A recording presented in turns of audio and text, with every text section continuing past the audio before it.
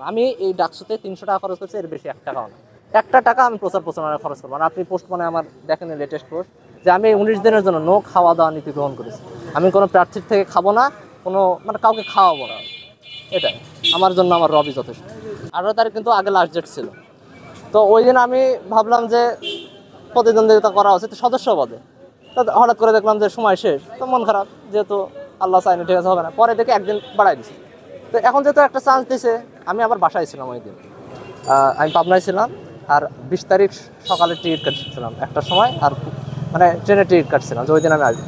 তো এখন ওই 18 তারিখ রাতে যেহেতু সময় বাড়েছে, আমি আমার বন্ধুকে বললাম যে আমার জন্য ফর্ম নিয়ে।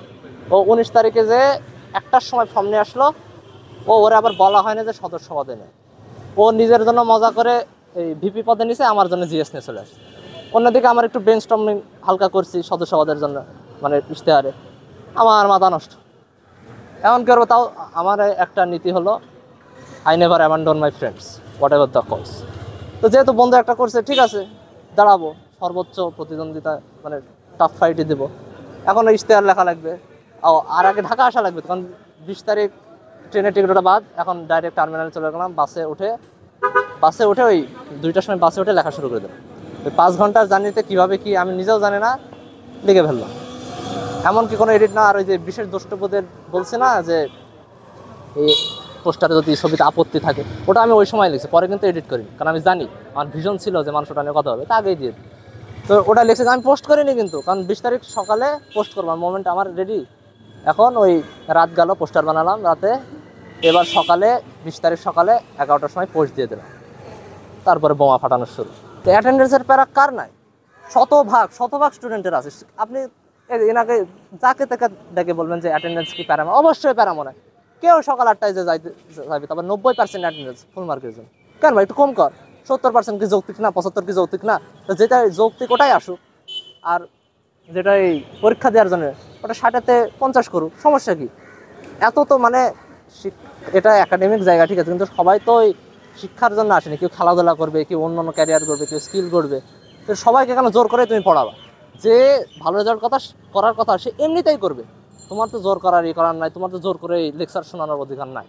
আছে কিছু একটা, ওই জন্য 75% 70% এটা যুক্তি, এটা পরে আলোচনা করে আরও। কিন্তু আমি যেটা স্টার দিচ্ছি, আমি তো ধরি এটা মানে উপরে আমি করবো না, সর্বোচ্চ এটা নিচে করবো। আমার ইশতেহারে একটা পয়েন্ট ছিল যে আমার স্ট্র্যাটেজিক দক্ষতা, এটার প্রমাণ পাইছেন? আমি প্রমাণ দিই। ওটা হলো একটা ক্লিক বেইটের মতো। আমার ওই ফটোটা একটা বোমা ফাটানোর মতো, ওটা সবার মানে মনোযোগ আকর্ষণ করবে, ওটা সবাই শেয়ার দিবে ফান হিসেবে, কিন্তু ওটার সাথে আর একটা জিনিস শেয়ার হয়ে যাবে, সেটা হলো ক্যাপশন, মানে আমার ইশতেহারটা। ফটো যতই জোক হিসেবে দেখ, ইশতেহারকেও জোক হিসেবে দেখতে পারবে না। এই একটা কম্বিনেশনে এই যে এত দূর পর্যন্ত আসলো, এটা কি একটা ভীষণ, এটা আমার স্ট্র্যাটেজি দক্ষতা। এই দক্ষতার পরিচয় আমি অলরেডি দিয়ে দিয়েছি। আরও আছে যোগ্যতা, ওটাও ধাপে ধাপে দিব। আসলে সব জায়গায় আগে তোমাকে দেখা লাগবে, মানে ওই বলা আছে না হিন্দি, ওই মুভির একটা আছে কেজিএফের, সমন্দর কিতনা গেরা হয় সমন্দর কো, মানে ওই সমুদ্রে রাজ করার জন্য আগে সমুদ্র কত গভীর সেটা তোমাকে জানতে হবে। তো তোমাকে জানতে হবে যে কতটুক বাজেট দেয় আর কতটুক তুমি করতে পারবা। তো যেটা করতে পারো না তো ওটা তুমি কেন বলবা ভাই? আমি একদম সিম্পল মানুষ, স্ট্রেট ফরওয়ার্ড। যেটা আমি পারবো না ওটাই পারবো না, আমি বলে দিচ্ছি আমি আনরেসপন্সিভ। আমি কেন তুমি গভীর রাতে ফোন দেবা, তোমার সমস্যা আমি ধরবো? কিন্তু এটার কাহিনী আছে আমার। I am an open book, okay? আমার সব কিছু আমার ইশতেহারে বলা আছে, আমার প্রোফাইলে। এই 19 দিন আমার কার্যক্রম দেখলে আপনারা বুঝতে পারবেন আমি কেমন মানুষ। কারণ আপনার বিবেক আছে, আপনি ঢাকা বিশ্ববিদ্যালয়ে পড়েন, আপনি জানেন না কোনটা ভালো কোনটা খারাপ। তো আপনি আমাকে জাজ করবেন আর আমাকে কমেন্টে প্রশ্ন করবেন যে এটা মানে আমার সাথে আলোচনা করবেন। আসলে কথা হলো কি, এটা আরেকটা strategy. What is your biggest weapon? My biggest weapon is this. আমি এখানে দাঁড়ায় আমি সবার সাথে কানেক্টেড হয়ে যাইতেছি।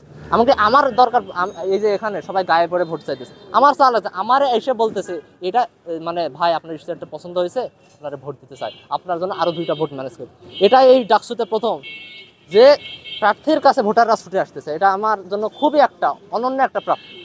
এটা মানে বলে বোঝানো যাবে না। তো এরকমই তো হওয়া উচিত। তোমরা, আমি যেটা ইশতেহার বলছি, তোমরা এসে আমাকে সমস্যা বলবা, আমি ওটা ভাববো আর সমাধান করবো।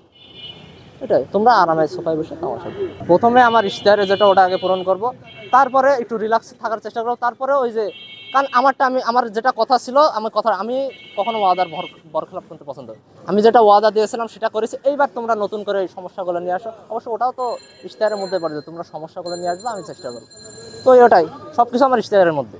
আমি আর বাড়িয়ে কি বলো, বাড়িয়ে বলার কিছুই না। আমি উদ্যোগের গুরুত্ব অপারেশন তাই লোক না প্রচারণা, হ্যাঁ এটা। আর এটা আমি পুরাটাই আল্লাহর উপর ছেড়ে দিয়েছি। আল্লাহ যদি চাই কোনো একটা শিক্ষার্থীর মাঝে বুঝ দিবে যে তোমার এই ভাইটা ভালো পদে, ও নিজ ইচ্ছায় আমার প্রচারণা করবে। আমি নো পেইড প্রমোশন।